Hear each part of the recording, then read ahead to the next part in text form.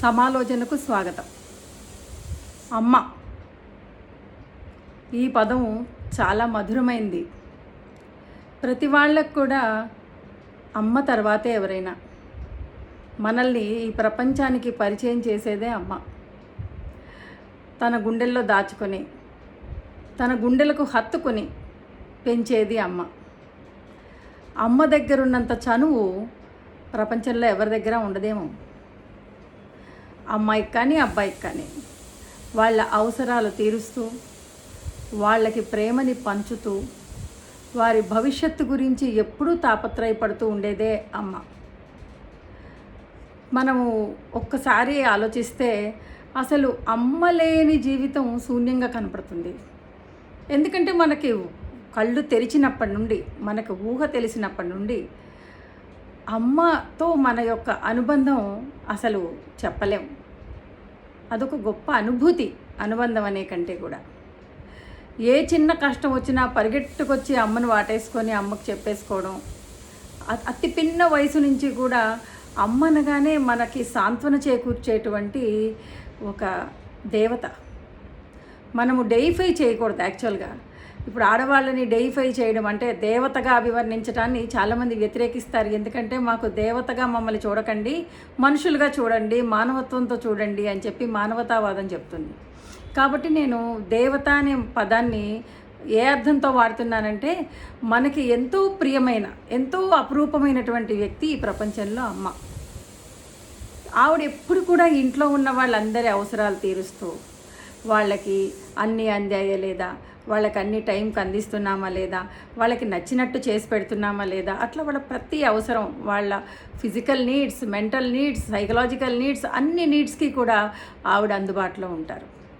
ఒక్క పిల్లలకే కాదు, పిల్లల తండ్రికి కూడా. అందుకనే అసలు ఇల్లాలు లేకపోతే ఆ ఇంటికి కళే లేదంటారు. ఎందుకంటే ఇంటికి కళే అసలు ఇల్లాలు.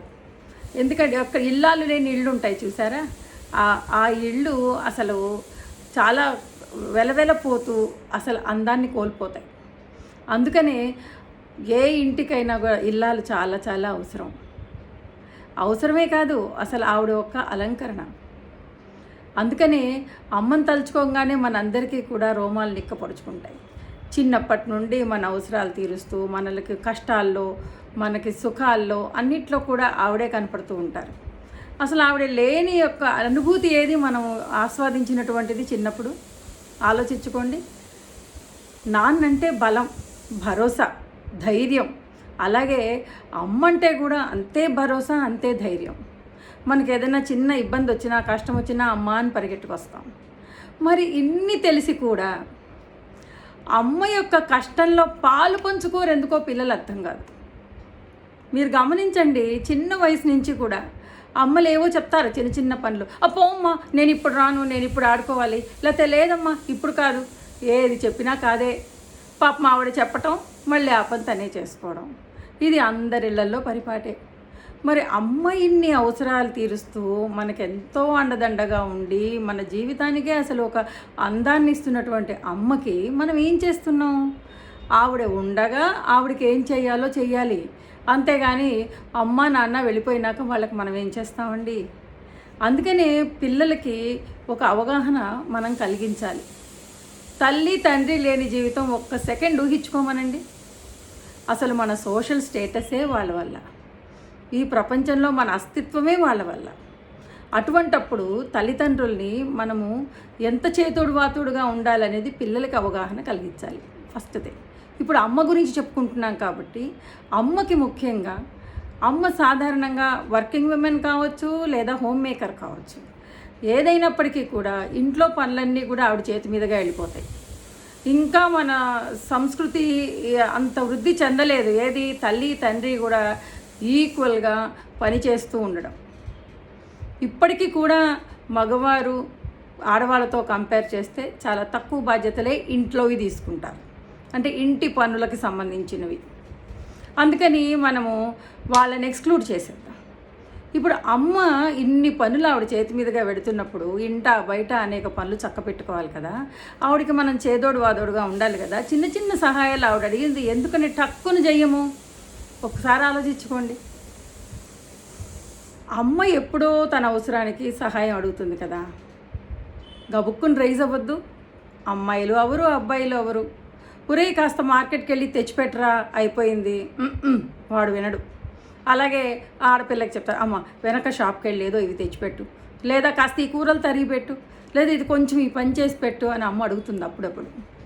వీళ్ళు చూడండి సీరియస్గా ల్యాప్టాప్ పెట్టుకోనో లేకపోతే సెల్ ఫోన్లో ఏవో యూట్యూబ్లు అవి చూసుకుంటునో అస్సలు రెస్పాండ్ అవ్వరు. పాపం ఆవిడ అడిగి ఆవిడే చేసుకుంటూ ఉంటుంది. ఇప్పుడు అలా చేసిన వాళ్ళందరం ఏం చేస్తామంటే పెద్దవాళ్ళం అయిపోయి మనం ఆ స్టేజ్కి వచ్చినప్పుడు మన పిల్లల్ని మనం అడుగుతూ వాళ్ళు చేయనప్పుడు, మేము చిన్నప్పుడు అలాగే చేశాం కదా, అయ్యో అసలు అప్పట్లో మా అమ్మకి ఎంత అవసరం అయ్యి అడిగిందో మేము చేయలేదు అని వాపోతూ ఉంటాం.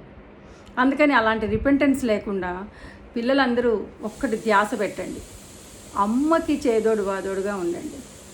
ఈ ప్రపంచంలో అమ్మ ఉన్నంతకాలం ఆవిడ్ని గౌరవించండి, ఆవిడ్ని ప్రేమించండి. ఇప్పుడు ఒక వ్యక్తిని మనం ప్రేమిస్తున్నాము అంటే ఆ వ్యక్తిలో ఉన్నటువంటి లోపాలతో పాటుగా మనం యాక్సెప్ట్ చేయడం, అది ఫస్ట్ ఫండమెంటల్. అందుకని అమ్మకి అనేక లోపాలు ఉండొచ్చు. లోపాలంటే చిన్న చిన్న ఏమంటారు దాన్ని, మీరు అనుకునేటువంటి personality disorders.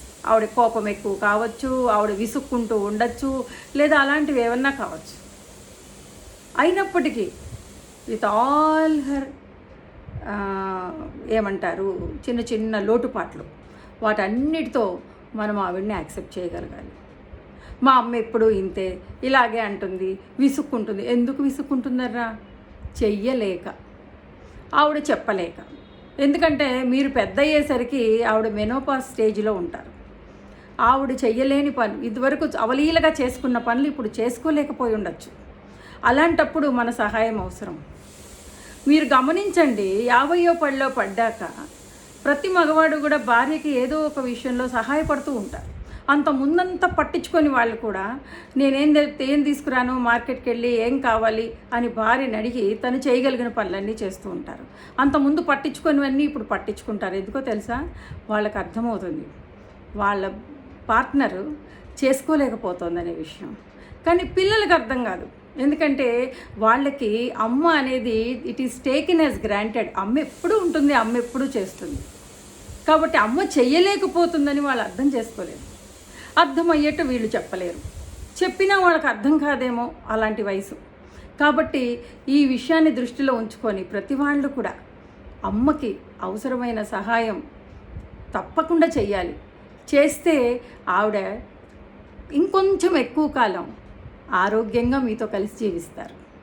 By for now.